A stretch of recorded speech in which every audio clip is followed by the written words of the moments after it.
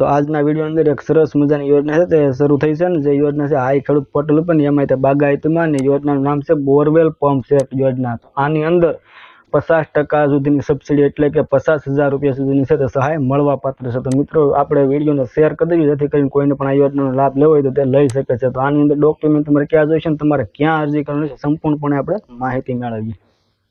તો આ યોજનાની અંદર જે કોઈ પણ ખેડૂત મિત્રો લાભ મેળવવા માંગતા હોય તો તે ઓનલાઈન અરજી કરી શકે છે અને આ યોજનાની અંદર બોરવેલ અથવા તો પંપ સેટ અથવા વોટર સ્ટ્રક્ચર બનાવવા માટે જે ખેડૂત મિત્રો પાત્રતા ધરાવતા હોય તેને લાભ મેળવતા પાત્ર હશે તેમને આ યોજના થકી 50% સુધીની સબસિડી છે તે આપવામાં આવશે।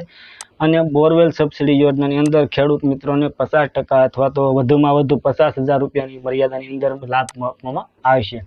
તો આ યોજના એક national mission on edible oils oil pump દ્વારા જે લોકો ઓઇલ પામનું વાવેતર કરતા હોય છે તેમના માટેની આ યોજના છે અને આ યોજના એ બાગાયત પ્રકારની યોજના છે જે પણ કોઈ પણ ખેડૂત મિત્રો ઓઇલ પામનું વાવેતર કરતા હશે તે ખેડૂત મિત્રોને આ યોજનાનો લાભ છે તે મળવાપાત્ર રહેશે। તો આ યોજના એ NMSS ગાઈડલાઈન અનુસાર એક જ વખત આપવામાં આવતી હોય છે।